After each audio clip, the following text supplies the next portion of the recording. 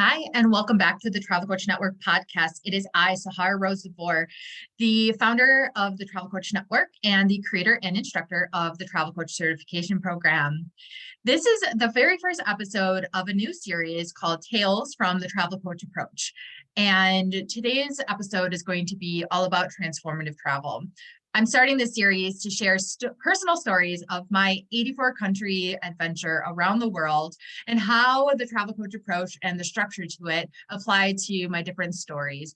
And within the transformative travel industry, we're hearing a lot about this word, whether you're a travel coach, travel professional, travel agent, a tourism hospitality company, or you really believe in the transformative power of travel, and you're using that word in your marketing. When we think about transformative travel, I put a recent question in my Travel Coach Network global community on Facebook. And some of the common answers that I received when I asked what makes an experience transformative have all had a very common theme. So some of the answers that I got were when it alters your perspective on something forever, when it changes how you feel about yourself or your life, how a trip has been truly transformative when I leave a changed person, when it changes you and your approach to the rest of your life, when you get out of your comfort zone and allow the experience to get into your soul. Those are just some examples of what the comments were. And I couldn't agree more. And I'm going to share an example of the time when I was in the Philippines for the very first time and how that experience really transformed me. It was my very first trip to Southeast Asia, and I started in Japan. Then I went over to Taiwan from there. And when I was in Japan, I had purchased a couple budget flights already to Taiwan and the Philippines, and I think maybe one other place. I think it was Singapore. And when I was in Taiwan, unfortunately, a super typhoon hit the Philippines, the part of the Philippines where I was going to fly into, Cebu. And this is a very odd fact about myself, but when I traveled, especially with a backpack, I got stress fractures on my heels a lot. So that happened when I was in Taiwan, and I had to fly back home to the States for a month and do therapy. So while I was in the States, I was able to just do some research to figure out how I can go back to the Philippines and volunteer and help. And because I was going to continue my backpacking trip throughout Southeast Asia, I had just began. I only visited part of Japan and Taiwan at the time. So I was going to go back. I just needed some time to heal and change from a backpack to a suitcase. But I found a small group of volunteers from different countries who were going to gather on a remote island off the coast of Cebu in the Philippines. So I messaged them and asked if I could go. And I said, I don't need anything from you. I don't need you to pay a flight or pay for food or pay for anything. I'm happy to make my way all the way there if I could just stay and help with you guys. And they said yes. So I made my way to Cebu City in the Philippines when it was safe to fly into again. And I followed their instructions on what bus to take to go up the coast, what port to get off at, what ferry to get onto, and what island to go to. So I did this long journey to the island of Bantayan Island in the Philippines. And I didn't know what to expect at all, not only because I had never visited the Philippines before, but also because I never been to a place that was so destroyed by a natural disaster. And this island was completely destroyed. I'm from the US, from the Midwest, so I don't have tornadoes in Wisconsin, but I have seen a lot of footage of the damage they can do. And it looked like a giant tornado hit this island, and the trees and the buildings and everything were just completely destroyed. And so there was a lot of flooding and a lot of damage, and the weather was still really, really bad. It was really hard for the ferries to get any further equipment or supplies or food over to the island. So many of the restaurants, even if they had light electricity, they couldn't have food because they didn't have food to serve. So it was a struggle for the people living there. So when I arrived the very first day, the group of volunteers, we met at the only restaurant on the island that had any electricity and some food. And the reason that it was one of the daughter's birthday of the lady whose land we were going to set our tents up on. And they had found this lady, and she had a oceanfront property.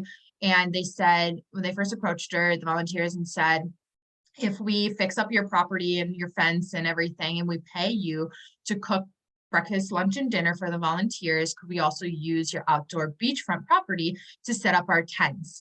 And she said yes. So it was her daughter's birthday, her young daughter's birthday. And we met at this restaurant. It was the very first time I met anyone there. And I sat down in the only empty chair, and it was beside this very young girl and her little brother. And it was her birthday. And I don't speak the language. And I was a complete stranger. And she ordered a burger to share with her brother. And as soon as the burger came, I've always taken care of kids. It's an instinct. I grabbed the burger and I was going to cut it in half make it easy for them to share the burger. And as I put the burger in front of me, she handed me her ketchup, and I thought instantly, like, this is very odd. Why is she giving me her ketchup, in my head? So I handed the burger back to them, and in broken English, she said, don't you want my burger? And I found that it really touched me in the heart, because I just thought, we're in this disaster zone where you live. She just lost everything. She went through a traumatic event in her life. These people have nothing, down to just the pajamas and clothes that they have. They lost a lot of their school uniforms, the kids did. They lost their toys. Everything is soaked and moldy and everything. And yet this stranger comes and takes their food from them, a burger, which they don't really get to eat often. And she is willing to give it to me. And that was a catalyst to my transformation in the Philippines.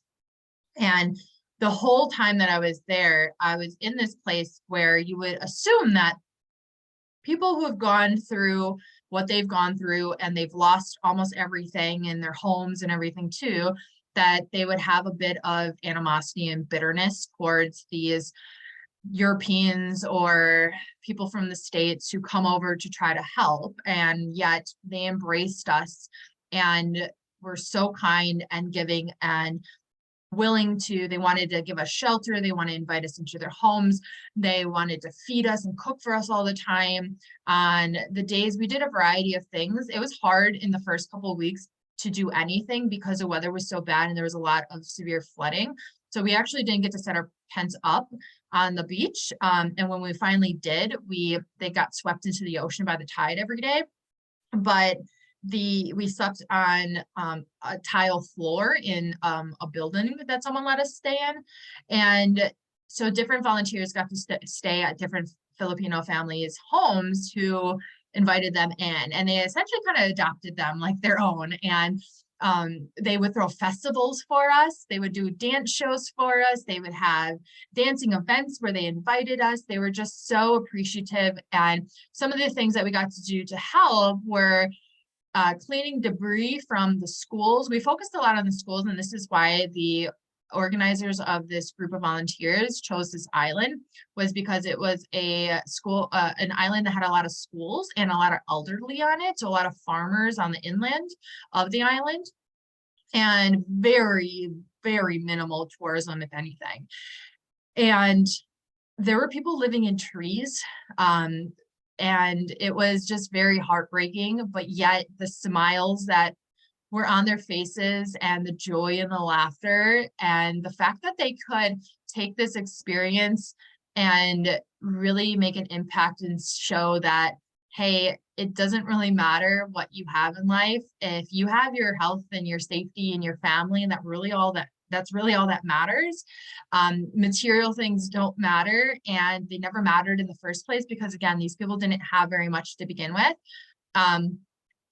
Something that I've always noticed when I'm babysitting, as I was growing up, or I was nannying for families, or working in the restaurant industry, I would always see families or people with their kids, and they'd be on their phones and technology all the time. And I'd hear all the time saying, I'm bored, I want entertainment. And yet we have all of these things for kids to play with, and toys and electronics and everything up the wazoo, but yet they're still bored, but on this island, these kids who just run freely, who are dirty, who play in the mud and have the biggest smiles on their face and love to just connect with people and be silly and goofy and be kids.